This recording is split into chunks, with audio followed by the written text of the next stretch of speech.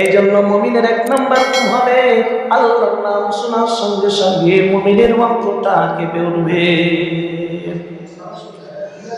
ওয়াজিলাত কুলুবুহুম ওয়া ইযা তুলিয়াত আলাইহিম, আর যখন মুমিনের সামনে আল্লাহ রাব্বুল আলামিনের কোরআন তেলাওয়াত করা হবে, যাদাতুহুম ঈমানা, মুমিনের ঈমান বৃদ্ধি পাবে, জিয়াদা হবে, বৃদ্ধি হবে, ঈমান বৃদ্ধি পাবে।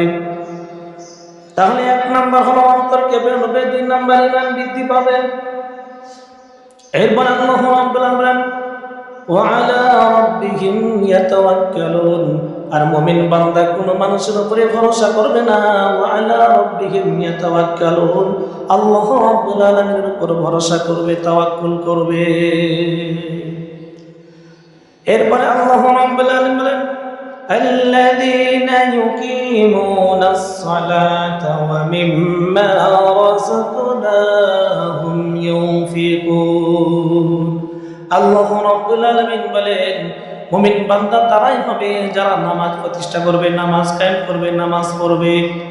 তাহলে 4 নাম্বার গুণ হলো যারা নামাজ প্রতিষ্ঠা করবে, নামাজ কায়েম করবে, নামাজ পড়বে, তারা হচ্ছে প্রকৃত মুমিন। এরপরে আল্লাহ রাব্বুল আলামিন বলেন ওয়া মিম্মা রাযাকনাহুম ইউনফিকুন, আর আমি আল্লাহ রাব্বুল আলামিন যে সমস্ত সম্পদগুলো দান করেছি, এই সমস্ত সম্পদগুলো আমি আল্লাহ রাব্বুল আলামিনের রাস্তায় খরচ করবে, দান করবে, ব্যয় করবে। তাহলে মুমিনের 5টা বৈশিষ্ট্য, মুমিন হতে হলে 5টা বৈশিষ্ট্য অর্জন করতে হবে। 1 নাম্বার, মুমিন বান্দার আল্লাহর নাম শোনার সঙ্গে তার অন্তর কেঁপে উঠবে। 2 নাম্বার, তার ঈমান বৃদ্ধি পাবে। 3 নাম্বার হলো আল্লাহর উপরে ভরসা করবে। 4 নাম্বার নামাজ প্রতিষ্ঠা করবে, নামাজ কায়েম করবে। 5 নাম্বার হলো কি জানেন? 5 নাম্বার হলো তার যে সম্পদগুলো আছে সেই সম্পদগুলো আল্লাহর রাস্তায় গরিব অসহায় মানুষদেরকে কি করবে? দান করবে। এইটা হচ্ছে মুমিনের। এই 5টা গুণ যদি কোনো মুমিন অর্জন করতে পারে, আল্লাহ রাব্বুল আলামিন 3টা পুরস্কার দান করবে। আল্লাহ রাব্বুল আলামিন বলেন উলাইকা হুমুল মুমিনুনা হাক্কান, যারা এই 5টা গুণ অর্জন করবে তারাই হচ্ছে সত্যিকারের মুমিন। উলাইকা উলাইকা, তারা বলছে উলাইকা হুমুল মুমিনুনা হাক্কান, আল্লাহ তাআলা বলছেন তারাই হবে প্রকৃত মুমিন, তারাই হবে হক মুমিন। লাহুম দারাজাতুন ইনদা রাব্বিহিম, 1 নাম্বার পুরস্কার হলো তার মর্যাদা আল্লাহ রাব্বুল আলামিন সবার চেয়ে বৃদ্ধি করে দিবেন। জোরে বলেন সুবহানাল্লাহ। 1 নাম্বার তার মর্যাদা বৃদ্ধি করে দিবেন। এরপরে মাগফিরাতুন, আল্লাহ রাব্বুল আলামিন তার সমস্ত গুনাহগুলো মাফ করে দিয়ে মাগফিরাত, তাকে নাজাত দিবেন, মুক্তি দিবেন।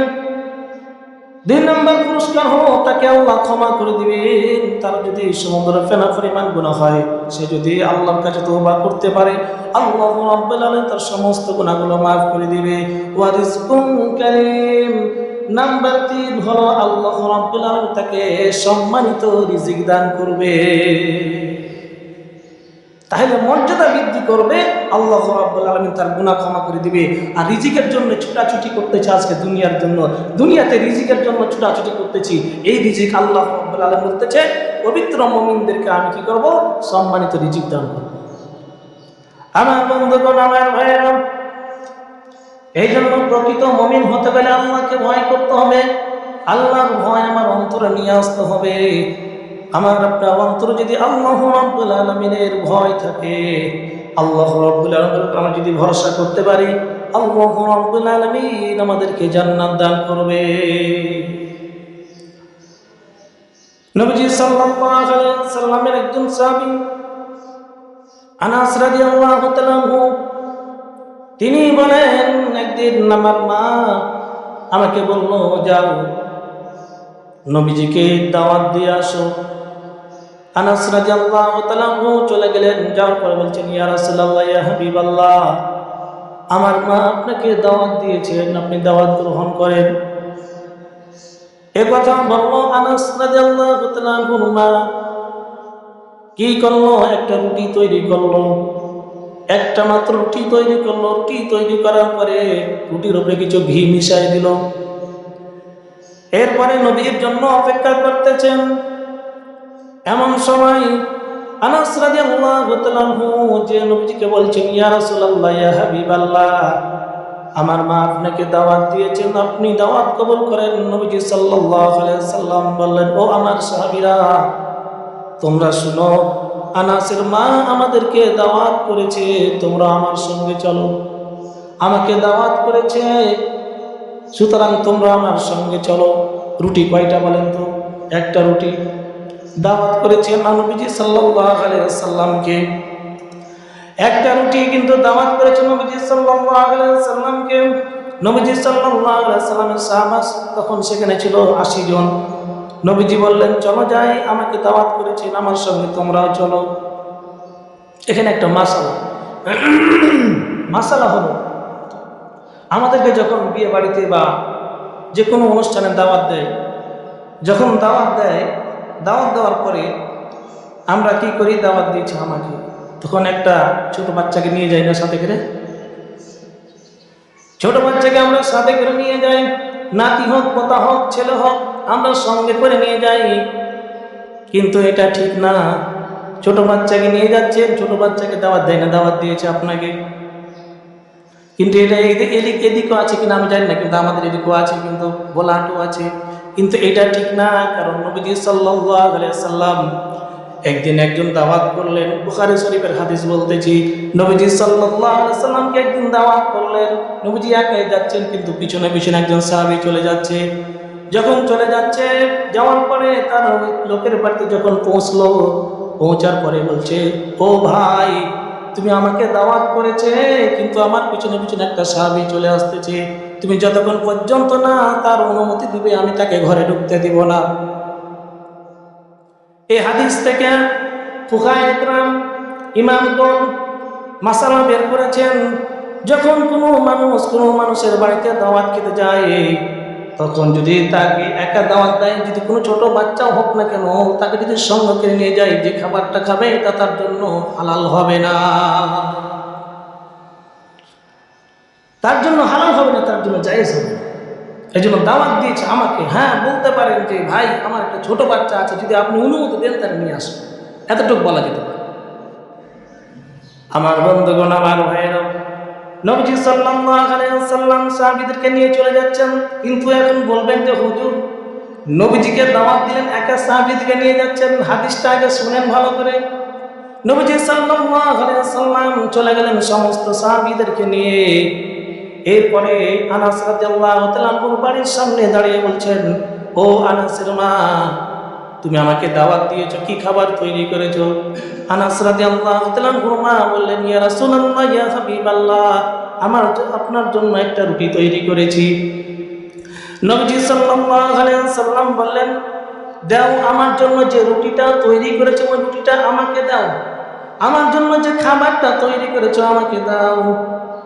বুঝেন ভালো করে হাদিসটা, নবীজি বলছেন, আমার জন্য যে রুটিটা তৈরি করেছো সেই রুটিটা আমাকে দাও, আমাকে দিয়ে দাও। নবীজি সাল্লাল্লাহু আলাইহি সাল্লামকে রুটিটা দিয়ে দেওয়া হলো। নবীজি সাল্লাল্লাহু আলাইহি সাল্লাম রুটিটা নেওয়ার পরে আনাস রাদিয়াল্লাহু তাআলা কে বললেন, ও আনাস, আমি এই যে ঘরে ঢুকলাম, তুমি বাইরে থেকে 10 জন করে সাহাবী আমার ঘরের ভিতরে ঢুকাবে। দাওয়াত দিয়েছি একজনকে, নবীজি সাল্লাল্লাহু আলাইহি সাল্লামের জন্য রুটি তৈরি করেছে একটা। নবীজি বললেন, আমার জন্য যে রুটিটা তৈরি করেছে রুটিটা দিয়ে দাও। তিনাকে রুটি দিয়ে দিয়েছেন। এখন নবীজি সাল্লাল্লাহু আলাইহি সাল্লাম আনাস রাদিয়াল্লাহু তাআলা কে বলল, আমি ঘরে ঢুকলাম, এখন 10 জন করে সাহাবী ঘরের মধ্যে ঢুকাও। নবীজি সাল্লাল্লাহু আলাইহি সাল্লামের এই হাদিসটা বন্ধুগণ, আনাস রাদিয়াল্লাহু তাআলা বলেন, আমি 10 জন করে ঢুকালাম। এক পর্যায়ে 80 জন খাওয়া শেষ হয়ে গেল। আমি তাকিয়ে দেখলাম রুটির কিঞ্চিত পরিমাণ কিছু হয় না। জোরে বলেন সুবহানাল্লাহ। নবীজি সাল্লাল্লাহু আলাইহি ওয়াসাল্লামের কি পরিমাণ বরকত ছিল।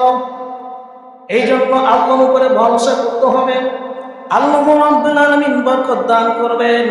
এই জন্য আল্লাহর উপরে যদি আমি ভরসা করতে পারি, আল্লাহ রাব্বুল আলামিন বরকত দান করবেন। এইখানে আরেকটা মাসালা হলো, পরিবারের সকলে যখন একসঙ্গে খাবেন বরকত আছে না নাই? পরিবারের যখন একসঙ্গে বসে খাবেন এটা সবচেয়ে বেশি বরকত। কারণ নবীজি সাল্লাল্লাহু আলাইহি ওয়াসাল্লাম বলেন, যখন কোনো এক জামাত একসঙ্গে বসে খায় তখন আল্লাহ রাব্বুল আলামিন বরকত নাজিল হয়। কিন্তু আমরা একসঙ্গে বাড়িতে বসে খাই। চেষ্টা করবেন পরিবারের সকলকে একসঙ্গে নিয়ে খান, কিন্তু কে আসছে পরে কে আসছে আগে, এইভাবে নিজে যে ভাত করে খায়। আমার বন্ধুগণ, আমার ভাইয়েরা, এই জন্য আল্লাহ রাব্বুল আলামিন বরকত দান করবেন। আল্লাহ তাআলা এই জন্য বলতেছেন, মুমিন বান্দা তোমরা তারাই হবে যারা আল্লাহর নাম শোনার পরে তাদের অন্তর কেঁপে উঠবে। 2 নম্বর, তাদের ঈমান বৃদ্ধি পাবে। মুমিন বান্দা তো তারাই হবে, মুমিন বান্দা তারাই হবে যারা আল্লাহ রাব্বুল আলামিনের উপর ভরসা করবে, আল্লাহ রাব্বুল আলামিনকে ভয় করবে। আমার বন্ধুগণ, আমার ভাইয়েরা, মুসা আলাইহিস সালামের জামানায় মুসা আলাইহিস সালাম আল্লাহ রাব্বুল আলামিনের সঙ্গে বেশি বেশি কথা বলতেন। প্রয়োজনীয় কথা বলতেন, অপ্রয়োজনীয় কথা বলতেন, যেটা বলার নাই সেটা বলে ফেলতেন আল্লাহ রাব্বুল আলামিনকে। মুসা আলাইহিস সালাম আল্লাহকে খুব ভালোবাসতেন, আল্লাহ মুসা আলাইহিস সালামকে ভালোবাসতেন। এই জন্য মুসা আলাইহিস সালামকে বলা হয় কাল্লামাল্লাহু মুসা তাকলিমা। মুসা আল্লাহ রাব্বুল আলামিনের সঙ্গে বেশি বেশি কথা বলতেন। মুসা আলাইহিস সালাম আল্লাহকে জিজ্ঞাসা করলেন, আল্লাহ আপনি কেন ঘুমান না কেন? আমরা সকলে ঘুমে, আপনি কেন ঘুমান না? তো প্রশ্ন হলো একটা, উনি তো আল্লাহ। মুসা আলাইহিস সালামকে আল্লাহ তাআলা বলছেন, মুসা আমি যদি ঘুমাই পৃথিবীর রাজত্ব কে চালাবে বলো? আমি যদি এক পলক পরিমাণ যদি ঘুমাই তাহলে পৃথিবী ধ্বংস হয়ে যাবে। মুসা আলাইহিস সালাম নাচর বান্দা করছে, না আমি বুঝি না। তো মুসা আলাইহিস সালাম বলেন, আল্লাহ আপনি ঘুমান। এই মুসা আলাইহিস সালাম আল্লাহকে একদিন জিজ্ঞাসা করছে, আল্লাহ, ও আল্লাহ, সমস্ত নবীদের বন্ধু হবে, জান্নাতে বন্ধু হবে, জান্নাতে বন্ধু থাকবে, আমার জন্য জান্নাতে কোনো বন্ধু হবে কিনা? মুসা আলাইহিস সালাম বলছেন, ও আল্লাহ, জান্নাতে কি আমার কোনো বন্ধু হবে, বন্ধু থাকবে? আল্লাহ রাব্বুল আলামিন বলেন, ডাক দিয়ে বলছেন, মুসা রে, দুনিয়াতে তোমার একজন মানুষ আছে, যে মানুষটা তোর বন্ধু হবে জান্নাতে, সে মানুষটাকে আল্লাহ আমি জানতে চাই। মুসা আলাইহিস সালামকে আল্লাহ তাআলা বলছেন, ও মুসা, তুমি যদি তোমার বন্ধুকে দেখতে চাও, চলে যাও অমুক বাজারে, একজন কসাই, দেখবে যে সে গোশ বিক্রি করে, গরু জবাই করে, গোশ বিক্রি করে, ওই কসাই হবে তোমার বন্ধু। মুসা আলাইহিস সালাম বললেন, আমি হলাম নবী, আর আমার বন্ধু একজন নিচ বংশের কসাই। কসাইকে মানুষ সাধারণ দৃষ্টিতে দেখেনি, কসাই। আমি হলাম নবী আর আমার বন্ধু হবে কসাই, এটা কেমন লাগে না? নবী হবে বন্ধু, ওলিরা হবে বন্ধু, তো একজন কসাই। কসাই কি পরিমাণ গুণ, আর কি গুণের জন্য মুসা আলাইহিস সালামের সঙ্গে বন্ধু হবে জান্নাতে। আল্লাহ রাব্বুল আলামিন মুসা আলাইহিস সালামকে বললেন, মুসা যাও, চলে যাও বাজারে। মুসা আলাইহিস সালাম চলে গেলেন বাজারে। যাওয়ার পরে দেখলেন একজন কসাই গোশ বিক্রি করতেছে। যখনই ফাঁক পায় তখন জিজ্ঞাসা করে, বসে বসে সকাল থেকে সন্ধ্যা পর্যন্ত গোশ বিক্রি করলো। গোশ তো বিক্রি করার পরে যখন সন্ধ্যা হয়ে যাচ্ছে, এমন সময় কিছু ছোট ছোট গোশগুলো, সুন্দর সুন্দর গোশতগুলো রেখে দিয়েছে। দেখবেন এখনো কসাই যারা গোশ কাটে, দেখবেন যে গোশ কিছু ভালো ভালো গোশগুলো তার এই যে কাঠের যে কি আছে না, কাঠের যে জিনিস আছে, ওইখানে কিন্তু গোশগুলো তেনা দিয়ে ন্যাকড়া দিয়ে ঢেকে রাখে। কিছু ভালো গোশগুলো ঢেকে রাখে, যাওয়ার সময় নিয়ে যাবে। খেয়াল করে দেখেন গোশ কিনতে যে, তো ওই যে কসাই কি করছে, সুন্দর একদম ছোট ছোট সুন্দর গোশগুলো রেখে দিয়েছে। রেখে দেওয়ার পরে যখন বাড়ি যাচ্ছে গোশ বিক্রি করে, তখন ওই গোশটুকু নিয়ে যাচ্ছে বাড়িতে। মুসা আলাইহিস সালাম তার পিছু নিল, দেখা যায় কি করে বাড়িতে। যে দেখা গেল ওই লোকটা চলে গেল একটা ভাঙাচোরা বাড়ির ভিতরে। যাওয়ার পরে দেখলো বাড়ির ভিতরে, ঘরে ঢুকলো, ঢুকে গোস্তগুলো রান্না করলো, রুটি পাকালো, রুটি পাকিয়ে নিজ হাতে গোস্তগুলো রান্না করলো। গোস্তগুলো রান্না করার পরে একটু পাকিয়েছে।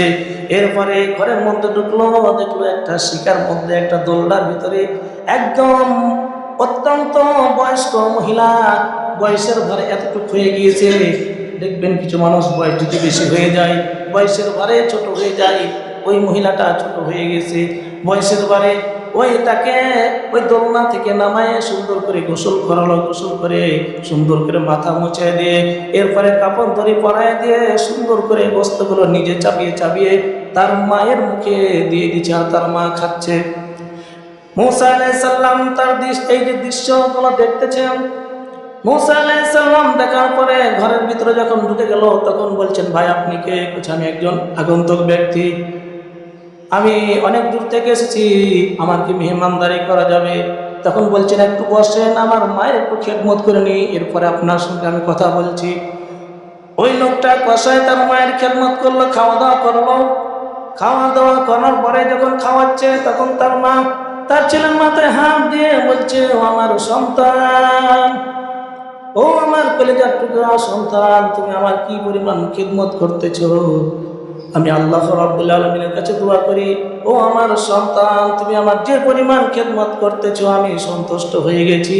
আমার মা, আমি তোমার মা হয়ে তোমার জন্য দোয়া করতেছি। আল্লাহ, তোমার কাছে আমার একটা দোয়া, ও মাবুদ, আমার এই সন্তানকে এই জামানার পয়গম্বর মূসা আলাইহিস সালামের সঙ্গে তুমি জান্নাতি দিও। এই দোয়াটা করতেছেন। সন্তান ডাক দিয়ে বলছেন, মা তুমি এ পাগলা দোয়া করো না, তোমার দোয়া কবুল হবে না, তোমার এ পাগলা দোয়া কখনো কবুল হবে না। মায়ের দোয়া কবুল হবে না বলেন তো? বন্দুকের গুলি মিস যাবে কিন্তু বাপ মায়ের দোয়া কখনো মিস যাবে না। দোয়া করলেও কবুল হবে, বদ দোয়া করলেও কবুল হবে। এই জন্য পিতা মাতার সঙ্গে ভালো আচরণ করতে হবে, কারণ আল্লাহ রাব্বুল আলামিন অর্ডার দিয়েছেন পিতা মাতার সঙ্গে ভালো আচরণ করবে। মূসা আলাইহিস সালাম দেখলেন এই দৃশ্য দেখার পরে লোকটা আসলো, আসার পরে বলল, ভাই আপনার জন্য রুটি নিয়ে এসেছি, গোস্ত নিয়ে এসেছি, খান। ভাই বলছে, আমি খাবো না। মূসা আলাইহিস সালাম বলছে, আমি খাবো না। মূসা আলাইহিস সালাম বলছে, না আমি বলতেছি, ওইটা কে বলো তো? বলছে, আমার মা। তো তোমার কানে কানে কি যেন ফিস ফিস করে বললো, বলো তো কি বললো? বলছে, আমার মা একটা পাগলা দোয়া করে। পাগলা দোয়া হলো যে আমার জন্য দোয়া করে, ও আল্লাহ, আমার এ সন্তান আমার জন্য যে খেদমত করে আমি সন্তুষ্ট হয়ে গেছি। এই সন্তানটাকে এই জামানার নবী মূসার সঙ্গে তুমি জান্নাতে দিও। আচ্ছা বলেন তো, আমি আমার কি দোয়া কবুল হবে? পাগলা দোয়া করে একটা। মূসা আলাইহিস সালাম বলছেন, আমি আর বুঝতে আমার বাকি রইল না বন্ধু। জড়িয়ে ধরে কান্না করতেছে বন্ধু। ও ভাই, আল্লাহ রাব্বুল আলামিন যে দোয়া তোমার মায়ের কবুল করেছে, এই জন্য আমি এসেছি। এই জামানার যে মূসাকে দেখেছো, মূসা নবীকে দেখেছো, বলছে না আমি হচ্ছি মূসা নবী। আমাকে আল্লাহ রাব্বুল আলামিন বলেছেন যে একজন কসাই তোর জান্নাতে তোর সাথী হবে, তোর বন্ধু হবে। আমি দেখতে এসেছি আমার বন্ধুটা কি হবে। এই জন্য দেখতে পেলাম যে দুনিয়ার নামাজ পড়ে, হজ করে, যাকাত দিয়ে, বাড়ি গাড়ি সব কিছু বিক্রি করে দিয়ে, আল্লাহর রাস্তায় দান করে দিয়ে জান্নাত পাই নাই, আমার বন্ধু হতে পারে নাই। একমাত্র একটি আমল করার কারণে আমার সঙ্গে জান্নাতি হয়ে যাচ্ছে, সেটা হলো পিতা মাতার খেদমত করে জান্নাতি হয়ে যাচ্ছে। জোরে বলেন সুবহানাল্লাহ। তাহলে নামাজ পড়তে পড়তে কালো ভর্তা পেল, কবুল হতে পারে, নাও হতে পারে। পিতা মাতার দোয়া যদি লেগে যায় 100% এটা দোয়া কবুল হয়ে যাবে। এই জন্য পিতা মাতার খেদমত করতে হবে আমার বন্ধুগণ, আমার ভাইয়েরা। আল্লাহ রাব্বুল আলামিন বলেন, ওয়া ক্বাদা রাব্বুকা আল্লা তা'বুদু ইল্লা ইয়্যাহু ওয়া বিল ওয়ালিদাইনি ইহসানা। আল্লাহ রাব্বুল আলামিন বলেন, আমার 1 নম্বর ফয়সালা হলো তোমরা আমার ইবাদত করবা। 2 নম্বর ফয়সালা হলো তোমরা তোমার পিতা মাতার সঙ্গে ভালো আচরণ করবা, সুন্দর আচরণ করবা। আল্লাহ রাব্বুল আলামিনের যুগে যুগে কিছু মানুষ থাকে, কিছু মানুষকে আমরা দেখতে সমাজের ভিতরে মনে করি ছোট মানুষ, ছোট বংশের মানুষ, কিন্তু তারা একদম আল্লাহর কাছে অনেক বড় প্রিয় হয়ে যায়, বড় মানুষ হয়ে যায় তারা। আমার বন্ধুগণ, আমার ভাইয়েরা, পাকিস্তানের চিফ জাস্টিস তকি উসমানী তিনি তিনার কিতাবের মধ্যে লেখেন, আব্দুল্লাহ ইবনে মুবারক রাহমাতুল্লাহ আলাইহি একজন বড় আল্লাহর ওলি ছিলেন, বড় মুহাদ্দিস ছিলেন, বড় ধনী ব্যক্তি ছিলেন। তিনি বড় আল্লাহর ওলি ছিলেন, বড় আলেম ছিলেন, বড় ধনী ছিলেন, সব দিক দিয়ে তিনি ছিলেন বড়। এই আব্দুল্লাহ ইবনে মুবারক রাহমাতুল্লাহ আলাইহি তিনি তিনার জামানায় রাত্রিবেলা গরমের সময় তিনি কি করতেছিলেন, ছাদের উপরে চড়েন না তাহাজ্জুদের নামাজ আদায় করতেছেন। কিন্তু তার বাড়ির পাশে একজন ছিল কামার। কামার যেটা হাইসা দাও খুন্তি তৈরি করে কামার। এখন তো কামার সাধারণত কি হয়, হিন্দু হয়, কিন্তু ওই জামানার কামার যে মুসলমান কামার। ওই কামার কি করতেছেন, রাত্রিবেলা সে হাইসা দাও খুন্তিগুলো তৈরি করে। আর কিন্তু যখন রাত্রিবেলা দেখে যে আব্দুল্লাহ ইবনে মুবারক রাত্রিবেলা দাঁড়িয়ে দাঁড়িয়ে ছাদের উপরে নামাজ আদায় করে, তখন ওই কামার আল্লাহকে ডাকতে বলে, আল্লাহ ও মাবুদ, আমি হালাল রুজি ইনকাম করার জন্য দিনের বেলায় হাইসা দাও বানাতে পারি না, কারণ রোদের আলোতে ভালো করে বানানো হয় না, রাত্রিবেলা ভালো করে বানাতে পারি। ও আল্লাহ, কিন্তু তোমার বান্দা আব্দুল্লাহ ইবনে মুবারক সারা রাত্রি দাঁড়িয়ে দাঁড়িয়ে ইবাদত করে। আর আমার আফসোস হয়, আমার যদি হালাল রুজি থাকতো, খাবার থাকতো, তাহলে আমিও সারা রাত্রি দাঁড়িয়ে দাঁড়িয়ে তোমার ইবাদত বন্দেগী করতাম। আমার আফসোস হলো যে আব্দুল্লাহ ইবনে মুবারক আল্লাহর ওলি মানুষ, তিনি দাঁড়িয়ে দাঁড়িয়ে ইবাদত করে, আমি কেন পারি না। কিন্তু আমাদের আফসোস একটুকাও নাই যে আমার বাড়ির পাশে একজন বৃদ্ধ মানুষ মসজিদে 5 ওয়াক্ত নামাজ আদায় করে, আমি মুসলমানের সন্তান হয়ে, আমি মুসলমান হয়ে কেন মসজিদে যেতে পারি না। এটা আফসোস আমার ভিতরে নাই। 1 ওয়াক্ত নামাজ ছুটে গেলে আমার আফসোস লাগে না, 1 ওয়াক্ত নামাজ জামাত ছুটে গেলে আমার আফসোস লাগে না। কিন্তু 1 ওয়াক্ত যদি জমিতে না যায় আমার আফসোস হয় যে আমার জমিন নষ্ট হয়ে যাবে, আমার ধান নষ্ট হয়ে যাবে, আমার গম নষ্ট হয়ে যাবে, আমার শস্য নষ্ট হয়ে যাবে। তোমার শস্য নষ্ট করবে না, আপনি যদি আল্লাহ রাব্বুল আলামিনের দরবারে সঠিক মতো হাজিরা দাও, তোমার একটাও কোনো ধ্বংস হবে না। যারা বলেন ঠিক কিনা? আমার বন্ধুগণ, আমার ভাইয়েরা, আব্দুল্লাহ ইবনে মুবারক রাহমাতুল্লাহি আলাইহি সারা রাত্রি ধরে ইবাদত করেন। আর ওই কামার আফসোস করে, আমি দিনের বেলা কাজ করতে পারি না, রাত্রিবেলা কাজ করতে হয়, কিন্তু তোমার আমি ইবাদত করতে পারি না। আল্লাহর কি লীলা খেলা, হঠাৎ করে একদিন আব্দুল্লাহ ইবনে মুবারক রাহমাতুল্লাহি আলাইহি মারা গেল। মারা যাওয়ার পরে আরেকজন আল্লাহর ওলি স্বপ্নে দেখতেছে, আরেকজন আল্লাহর ওলি স্বপ্নে দেখতেছে যে আব্দুল্লাহ ইবনে মুবারক জান্নাতের ভিতরে হাঁটা চলাফেরা করতেছে। ওই আল্লাহর ওলি জিজ্ঞাসা করলো, আব্দুল্লাহ ইবনে মুবারক, তুমি তো যে আমল করেছো, আল্লাহ তোমার সঙ্গে খুব সুন্দর ব্যবহার করেছে, জান্নাত পেয়েছো। আব্দুল্লাহ ইবনে মুবারক ডাকতে বলছেন, ভাই রে, আমি তো জান্নাত পেয়েছি, কিন্তু আমার বাড়ির পাশে যে কামার ছিল, আমার চাইতে দ্বিগুণ ভালো জান্নাত পেয়েছে। জোরে বলেন সুবহানাল্লাহ। কামার তোমার চাইতে জান্নাত ভালো পেয়েছে, তুমি হলো আল্লাহর ওলি মানুষ, সারা রাত্রি ধরে ইবাদত করো, কিন্তু তোমার চাইতে ওই কামারের জান্নাতটা এত সুন্দর হলে কিভাবে? ওই লোকটা সকালবেলা ঘুম ভেঙে গেছে, ঘুম ভাঙার সঙ্গে সঙ্গে দৌড় দিয়েছে কামারের বাড়িতে। কামারের বাড়িতে যাওয়ার পরে তার স্ত্রীকে জিজ্ঞাসা করছে, বোন, আমি তোমার কাছে একটা প্রশ্ন করতে চাই। কি প্রশ্ন বলেন? তোমার স্বামী কি আমল করতো যে আমি স্বপ্নে দেখলাম যে আব্দুল্লাহ ইবনে মুবারক বলতেছে, আমার চাইতে আমার বাড়ির পাশে যে কামার আছে তার জান্নাতটা উচ্চতম, সবচেয়ে সুন্দর, সবচেয়ে উচ্চমান। এর কারণটা কি? কি আমল করতো আমাকে বলো, ওই আমলটা আমরা করব। তখন বলছে, আমার স্বামী তেমন কোনো আমল করতো না, তবে আমার স্বামীর একটা গুণ ছিল আর একটা আফসোস ছিল। একটা গুণ ছিল, একটা আফসোস ছিল। আব্দুল্লাহ ইবনে মুবারক যখন রাত্রিবেলা ছাদের উপরে দাঁড়ায় দাঁড়ায় নামাজ আদায় করতো, তখন আমার স্বামী আফসোস করে বলতো, আল্লাহ, আমার যদি খাবার থাকতো, আমার যদি ধন সম্পদ থাকতো, ওই আব্দুল্লাহ ইবনে মুবারকের মতো থাকতো, তাহলে আমিও তোমার দরবারে দাঁড়ায় দাঁড়ায় আমি তাহাজ্জুদের নামাজ পড়তাম। এই আফসোসটা আমার স্বামী করতো। এটা হলো আমার স্বামীর আফসোস। গুণটা কি ছিল বলো? গুণ ছিল আমার স্বামী যখন মসজিদে মাইকে যখন আল্লাহু আকবার বলে, যখন ঘোষণা হয়ে যেত আল্লাহু আকবার মানে আল্লাহ সবচেয়ে বড়, এখন বলেন তো আল্লাহু আকবার মানে আল্লাহ সবচেয়ে বড়। এখন আল্লাহ তাআলা মসজিদে যখন মুয়াজ্জিন আযান দেয়, আল্লাহু আকবার, আল্লাহ সবচেয়ে বড়, এই কথা যখন বলতো, আমার স্বামী যখন কাজ করত, হাতুর যদি উঠায় ফেলতে এভাবে যে হাতুর উঠাইছে, লোহায় মারবে, আল্লাহু আকবার বলে দিয়েছে, হাতুর আর সামনের দিকে নেই পিছনের দিকে ফেলে দিয়ে দৌড় দিয়ে আল্লাহ রাব্বুল আলামিনের ঘরে মসজিদে দৌড় দিয়ে চলে যেত। জোরে বলেন সুবহানাল্লাহ। তার গুণ ছিল কি? একটাই গুণ, যখন আজান হয়ে যেত তখন আজান হওয়ার সঙ্গে সঙ্গে দুনিয়ার কোনো কাজ করতো না। আজকে আজান হয়ে যায় 1 ঘন্টা 2 ঘন্টা পর আজান হয়ে যায়, মুসলমান মসজিদে আসো না, তুমি তোমার মাথার ঘাম পায়ে ফেলে জমিতে ধানের মধ্যে কাটতেছো, দোকানদারি করতেছো, ওই দোকানদারে তোমার কোনো বরকত আসবে না, তুমি যতই বড় যে হোক না কেন। কারণ আল্লাহ রাব্বুল আলামিন তোমাকে ডাকছে, আল্লাহু আকবার, আল্লাহ সবচেয়ে বড়, কিন্তু তুমি তোমার কাজকে প্রাধান্য দিতেছো, তুমি তোমার দুনিয়াকে প্রাধান্য দিতেছো, আখিরাতকে প্রাধান্য দাও না। আল্লাহ রাব্বুল আলামিন, তুমি যতই টাকার মালিক হও না কেন, তোমার টাকা হবে কিন্তু তোমার অন্তরে শান্তি থাকবে না, মনে শান্তি থাকবে না। জোরে বলেন ঠিক কিনা? এই জন্য আল্লাহর যখন আজান হয়ে যায় মসজিদে, তখন সমস্ত কাজ বাদ দিয়ে মসজিদে আসতে হবে। একবার ট্রাই করে দেখেন, 1 মাস আপনি ট্রাই করে দেখেন যে আমি আল্লাহ রাব্বুল আলামিনের হুকুম মানবো, দেখবেন আল্লাহ রাব্বুল আলামিন আপনাকে বরকত দান করবে, আপনি কল্পনা করতে পারেন না।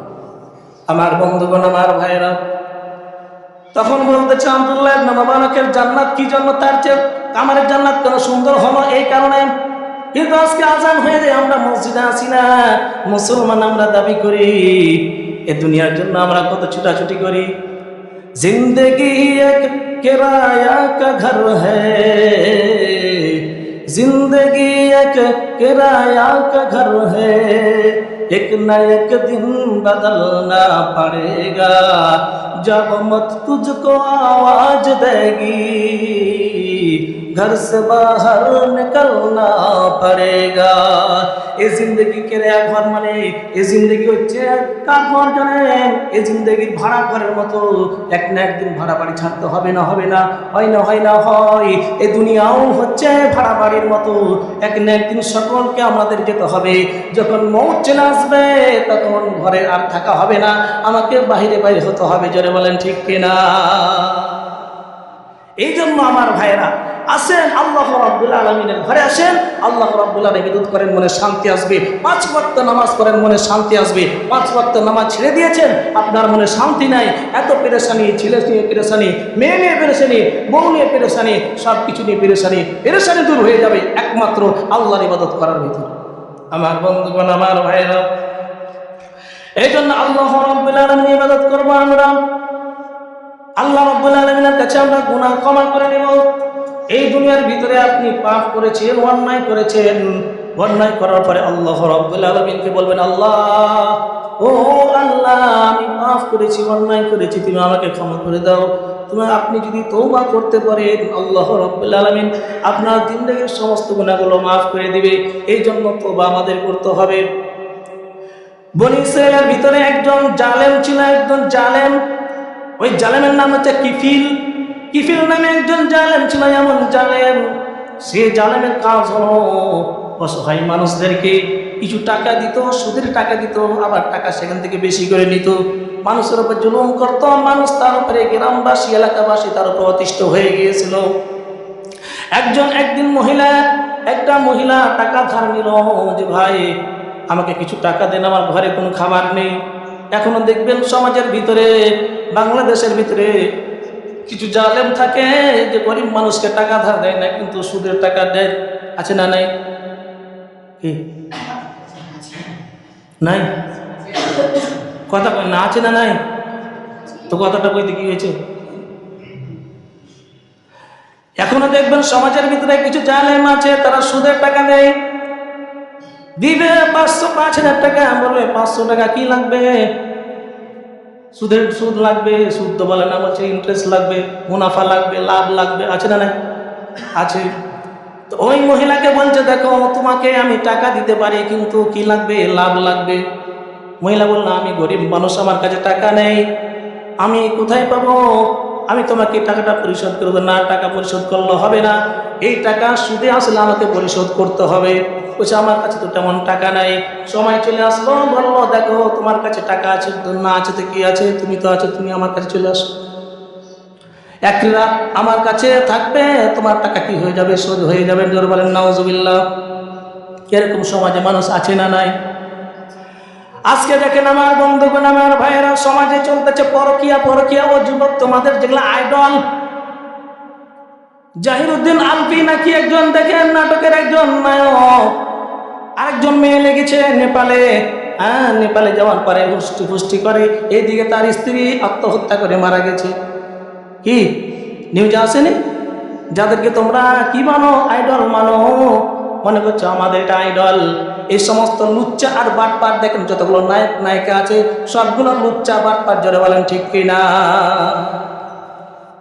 আমার বন্ধুগণ, আমার ভাইয়েরা, ওই মহিলা বলল, আমি তো একজন সতীশালী মহিলা, এ পর্যন্ত কোনো পুরুষ আমার গায়ে স্পর্শ করে নাই, সুতরাং আমি এই কাজ করতে পারবো না। বলছে না, এই কাজ না করলে তোমাকে টাকা দিতে হবে। এক পর্যায়ে মহিলা রাজি হয়ে গেল। আমার বন্ধুগণ, আমার ভাইয়েরা, ওই মহিলাকে ঘরের মধ্যে নিয়ে চলে গেল। যাওয়ার পরে দরজা বন্ধ করে দিল। মহিলা তাকায় দেখে ছোট ছোট ফুটাগুলো দেখা যায়। তখন বলছে, ছোট ছোট ফুটাগুলো দেখা যায়, আমি একজন সম্ভ্রান্ত বংশ মহিলা, অভাবের কারণে তোমার কাছে আমি টাকা ধার নিয়েছি, কিন্তু যদি কেউ দেখে পেলে আমার বংশের কি হয়ে যাবে, দুর্নাম হয়ে যাবে, বদনাম হয়ে যাবে, সুতরাং ছোট ছোট ফুটাগুলো বন্ধ করে দাও। সমস্ত ফুটাগুলো বন্ধ করে দিল। আমার বন্ধুগণ, আমার ভাইয়েরা, কিতাবের মধ্যে লিখতেছে নবীজি সাল্লাল্লাহু আলাইহি সাল্লাম নিজেই হাদিসটা সাহাবীদেরকে বর্ণনা করে শোনাচ্ছেন যে, ও আমার সাহাবীরা, এক পর্যায়ে ওই কিফিল নামের জালেম কি করলো, মহিলাটাকে বিবস্ত্র করে ফেলবো, উলঙ্গ করে ফেললো। এমনকি মহিলাটার রানের উপরে যে বসেছে, জিনা করবে, খারাপ কাজ করবে, এমন সময় মহিলাটা কান্না করে, চোখ দিয়ে পানি পড়ে। তখন বলেন যে, ও মহিলা, মাই বকিকা, তোমাকে কে কাঁদায়, কি জন্য কান্না করো? মহিলা ডাকতে বলছেন যে, ও কিফিল, আমি জিন্দগিতে কোনো পুরুষের সঙ্গে আমি খারাপ কাজ করি নাই, আমি আল্লাহকে ভয় করি, আমি আল্লাহকে ভয় করি, আল্লাহর ভয়ে আমি যদি এখন মারা যাই আমি নির্ঘাত জাহান্নামে চলে যাব। সুতরাং এই ভয়ে আমি কান্না করতেছি, আল্লাহর দরবারে আমি কি জবাব দেব? যখন বলল যে ইন্নী আখাফুল্লাহ, আমি আল্লাহকে ভয় করি, ও কিফিল, তুমি আল্লাহকে ভয় করো, তুমি যদি এখন মারা যাও তোমার শাস্তি কি হবে? জাহান্নামের ফেরেশতারা তোমাকে জাহান্নামে নিয়ে যাবে। এমন সময় কিফিলের অন্তরে আল্লাহ রাব্বুল আলামিন কি ঢুকাই দিয়েছে? ভয় ঢুকাই দিয়েছে। ওই যে আয়াত তেলাওয়াত করেছি, ওয়াইদা তুলিয়াত আলাইহিম আয়াতুহু যাদাতুহুম ঈমানা ওয়া আলা রাব্বিহিম ইয়াতাওয়াক্কালুন ইন্নামাল মুমিনুনা আল্লাযীনা ইযা যুকিরাল্লাহ, অন্তরটা কেঁপে উঠবে। মুমিন বান্দা দাদা যারা হবে তাদের অন্তরটা কেঁপে উঠবে। আমার বন্ধুগণ, আমার ভাইরা, ওয়াইজিলাত কুলুবুহুম, ওই কিফিলের অন্তরটা কেঁপে উঠেছে। সঙ্গে সঙ্গে কিফিল কি করেছে? তার রান থেকে নেমে গিয়েছে। না, রান থেকে নেমে বলছে, যাও, তুমি চলে যাও, তোমার টাকা আমি মাফ করে দিলাম। ওই কিফিল কিন্তু তার সঙ্গে কোনো খারাপ কাজ করে নাই। সঙ্গে সঙ্গে ওই কিফিল কি করলো? গোসল করলো। গোসল ফরজ হয় নাই, তবু গোসল করলো। গোসল করার পরে ওই কিফিল নামের জালেম কি করলো? 2 রাকাত নামাজ পড়লো। আল্লাহর দরবারে কান্না করতেছে, ও আল্লাহ, ও মাবুদ, ও আল্লাহ, কত অন্যায় করেছি, এইরকম মহিলার সঙ্গে কত আমি নষ্টি করেছি, কত অন্যায় কাজ করেছি মাবুদ। আল্লাহ, আজকে আমি তওবা করতেছি, আল্লাহ, আর জিন্দেগিতে কোনো গুনাহ করব না মাবুদ। আল্লাহ, তুমি আমার জিন্দেগির সমস্ত গুনাহগুলো মাফ করে দাও। ও আল্লাহ, এই কথা বলতে বলতে আমার বন্ধুগণ, আল্লাহ রাব্বুল আলামিনের দরিয়ার জোশ হয়েছে। আল্লাহ রাব্বুল আলামিন তাকে ক্ষমা করে দিয়েছে। সঙ্গে সঙ্গে রাত্রিবেলা কিফিল মারা গিয়েছে। সকালবেলা অনেকক্ষণ হয়ে যাচ্ছে, কিন্তু কিফিল দরজা খুলে না। সকলে দেখলে, কি ব্যাপার, কিফিল আজকে জালেম, কাউকে জুলুম করে না কেন? যখন দরজা দিয়ে জানলা দিয়ে উঠি মারে দেখে কিফিল মারা গিয়েছে। সমস্ত মানুষরা গ্রামের মধ্যে ঢোল পিটান করে বলতেছে, জালেম মারা গিয়েছে, ভালোই হয়েছে, কিফিল জালেম মারা গিয়েছে, সকলে খুশি হয়েছে। এখন দেখবেন দুনিয়ার ভিতরে কিছু জালেম যখন মারা যায় তখন ইন্না লিল্লাহ বলে না, আলহামদুলিল্লাহ বলে। জোরে বলেন ঠিক কিনা? আমার বন্ধুগণ, আমার ভাইয়েরা, কিফিল যখন মারা গিয়েছে সকলে মানুষ খুশি হয়ে গিয়েছে। কিন্তু আল্লাহ রাব্বুল আলামিনের লীলাখানা, আল্লাহ রাব্বুল আলামিন তার চৌকাঠের উপরে, দরজার উপরে লিখে দিয়েছে, ওয়াদ গফারাল্লাহুল কিফিল। ও এলাকাবাসী, কিফিলকে তোমরা খারাপ বলো না, আমি আল্লাহ কিফিলকে মাফ করে দিয়েছি, ক্ষমা করে দিয়েছি। জোরে বলেন সুবহানাল্লাহ। কিফিলকে মাফ করে দিয়েছে। কিফিল কি পরিমাণ জালেম ছিল, জুলুম করেছে, অন্যায় করেছে, তবু আল্লাহর কাছে মাফ চেয়েছে, আল্লাহ ক্ষমা করে দিয়েছে। আজকে যদি আমার সাগর পরিমাণ, আমার যদি সমুদ্র ফেনা পরিমাণ আমার গুনাহ হয়ে থাকে, আজকে জুমার দিন যদি আল্লাহর কাছে খালাস নিয়ে দিয়ে 2 চোখের পানি ফেলে দিয়ে তওবা করতে পারেন, আল্লাহ রাব্বুল আলামিন ক্ষমা করে দিবেন। কিন্তু আজকে রমজান মাস, এই রমজান মাসে আমাদের গুনাহ মাপের কোনো কি নাই, সিস্টেম নাই। গুনাহ মাফ করতে চাই না, আমরা সকলে আমরা গুনাহ করতে চাই, নতুন নতুন গুনাহ, নতুন নতুন স্টাইলে গুনাহ করতে চাই। আমার বন্ধুগণ, আমার ভাইয়েরা, এই জন্য আল্লাহ রাব্বুল আলামিনের এই যে রমজান মাস আমাদের আজকে 3য় জুমা, 3 নম্বর জুমা চলতেছে, সময় শেষ হয়ে যাবে না, আর মাত্র কয়েকদিন সময় আছে, চলে যাবে। আজকে 15 রমজান, 15 রমজান না কত রমজান না 16 রমজান, আজকে 16 রমজান চলে যাবে। আর থাকবে কয়টা? 14টা। এই 14 দিনে কবে চলে যাবে? রমজান শেষ হয়ে যাবে। এখনো দেখবেন তাগড়া তাগড়া জোয়ান বলদার মতন সরল শরীর দেখবেন। আমাদের বলো রাখি গরু যে পুষে না বাড়িতে, এরকম শরীর, কিন্তু রোজা রাখে না, এরকম আছে না নাই? এরা রোজা রাখে না, দুপুরবেলা ভাত খায় না, এরা কি খায়? ছোট বাচ্চার পায়খানা খায়। কারণ তারা রোজা এত সুন্দর দিন, যে শুনে এই দিনের ভিতরে কোনো গরম নাই, কোনো কিচ্ছু নাই, একদম শীততাপ নিয়ন্ত্রিত দিন আল্লাহ রাব্বুল আলামিন দিয়েছেন। এই দিনেও তারা রোজা রাখতে পারে না, হতাহত কপাল পোড়া। আমার বন্ধুগণ, আমার ভাইরা, এই জন্য আমরা এই রমজান মাসে রোজা রাখবো, এই রমজান মাসে রোজা রাখবো। আল্লাহ রাব্বুল আলামিনের দুনিয়ার ভিতরে আরেকটা, শেষে আমি যে বললাম পরিষ্কারকারী, আল্লাহ তাআলা বলতেছেন যে আর তোমাদের রিজিকগুলো দান করবে আল্লাহর রাস্তায়, ওয়াইনফিকু মিম্মা রাযাকনাহুম, আর তোমাদের রিজিকগুলো দান করবে। এখন কিছু মানুষ দেখবেন দানও ছেড়ে দিয়েছে, হুজুর যতই বলো দান করা যাবে না, দান করলে আমার কমে যাবে। কিন্তু দেখবেন যারা দান করতে চাই না, আল্লাহ রাব্বুল আলামিন কারণের ধন সম্পদ নষ্ট করে দিয়েছে, তুমিও কারণের মতন ধ্বংস হয়ে যাবে। কেমন করে বুঝেন? বাবার সম্পত্তি আল্লাহ দিয়েছে, বাবা তাকে অনেক সম্পত্তি দিয়েছে, এখন বাপ মরে গেছে, কিন্তু বাপের নামে 1 টাকা দান করে না। এরকম সন্তান আছে না? নাই, আছে। সম্পদ দিয়ে গেছে, বাপে দান করে। ইয়ামানের রাজধানী সানাতে, ভালো করে শুনুন, ইয়ামানের রাজধানী সানাতে একজন লোক ছিল, সে অত্যন্ত ভালো লোক ছিল। সে লোকটা দান করতো, অনেক দান করতো। যখন তার নিজের ফসল পাকতো, খেজুর হোক বা যে কোনো ফসল হোক পাকতো, ওই জমিতে সমস্ত ভিক্ষুকরা, অসহায় মিসকিনরা চলে যেত, ওই জমি থেকেই তাদেরকে খাবার দিয়ে দিত, সেখানে তাদেরকে দিয়ে দিত। যখন এই লোকটা মারা যায়, তার সন্তান 3 সন্তান, ওই 3 সন্তান, ওই 3 সন্তান ওই সম্পদের মালিক হয়ে গেল, বাগানের মালিক হয়ে গেল। এখন 3 ভাই যুক্তি করে, দেখ ভাই, বাবা যখন মারা গেল, বাবা যখন জীবিত ছিল, খামাখা অসহায় গরিবদেরকে সম্পদ দান করতো, মসজিদ মাদ্রাসায় দিত, খায়া কাম নাই, বাপের এই লাকি করা দরকার ছিল। ডিজিটাল যুগে ডিজিটাল সন্তান আছে না নাই? ওই সন্তানরা তখন বলছে, দেখ ভাই, বাবা দিতে ওটা দেওয়ার কথা, কিন্তু আমরা দিব না সম্পদ। যখন সম্পদগুলো পাকার কি হয়ে গেল, উপক্রম হয়ে গেল, তারা বললো যে আমরা আগামীকাল সম্পদগুলো, ওই বাগানের খেজুরগুলো, ফল ফসলগুলো আমরা কাটার জন্য যাব। সুতরাং এমন সময় যাব যেন মিসকিনরা টের না পায়, এমন সকালে সকালে যাব আমরা, ফজর আগে আগেই তারা কিনে চলে আসবো, পেড়ে নিয়ে চলে আসবো ফসলগুলো। তারা রাত্রিবেলা সন্ধ্যাবেলা যুক্তি করলো, পরামর্শ করলো। সকালবেলা যখন 3 ভাই যখন জমিতে যাচ্ছে, গরিবের হক আপনি মারবেন, ভালো করে শুনেন, গরিবের হক যদি আপনি মেরে দেন, আল্লাহ রাব্বুল আলামিন কোশ্চিন কালো আপনাকে ক্ষমা করবে না। ওই লোকলা কি করলো, 3 ভাই সকালবেলা যখন উঠে যাচ্ছে জমিতে, যাওয়ার পর দেখলো বাগান তো নাই, ফসল তো নাই, সব পুড়ে ছারকার হয়ে গেছে। কি হয়েছে?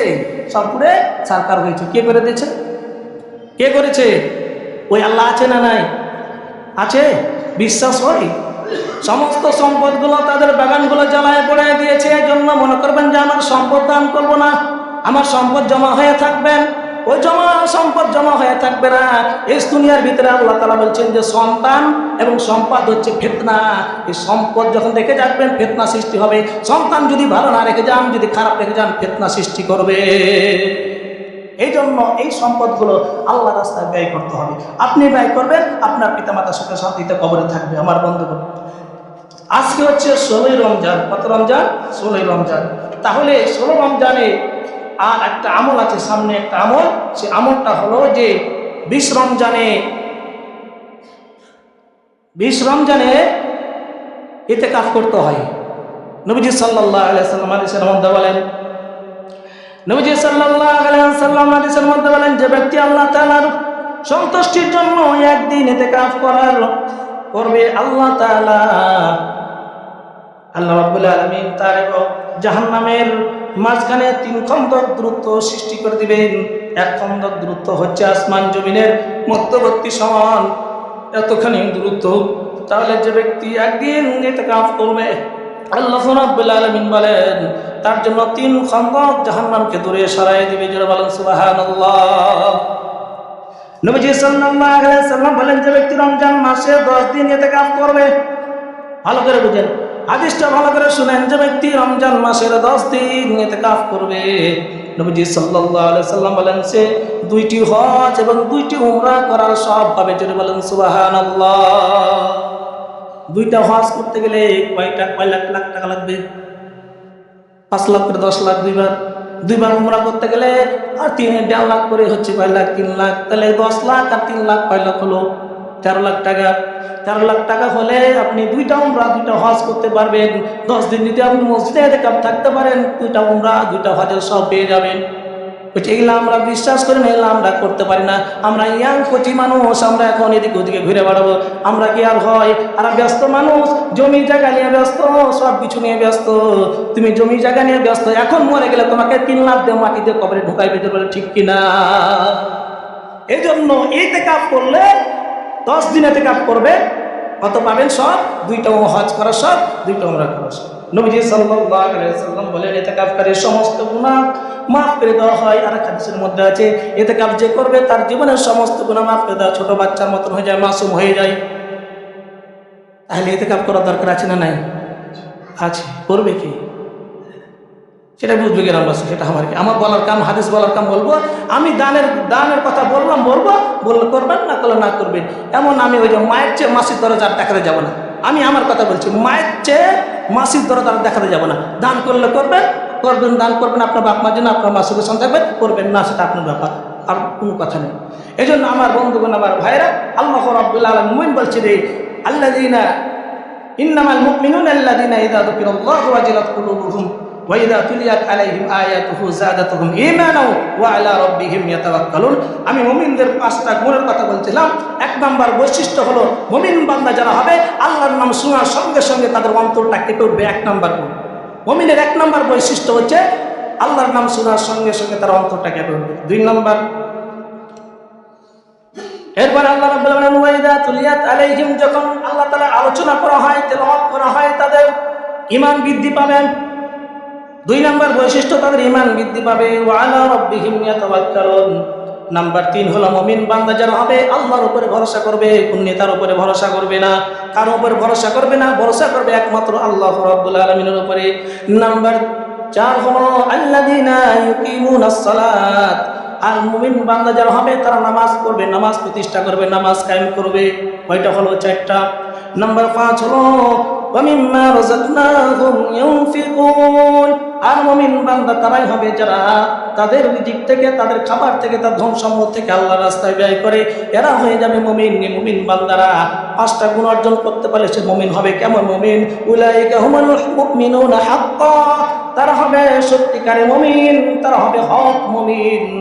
আর এই 5টা গুণ অর্জন করতে পারে, আল্লাহ রাব্বুল আলামিন 3টা পুরস্কার দান করবে।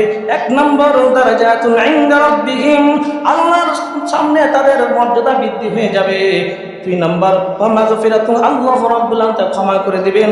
ওয়া রিজকুন কারীম, আর আল্লাহ রাব্বুল আলামিন তাকে সম্মানিত রিজিক দান করবে। আজকের আলোচনা এই যে আয়াত, সূরা আনফালের এই 2 নম্বর থেকে 4 নম্বর আয়াতের আলোচনা চলতেছিল। আমার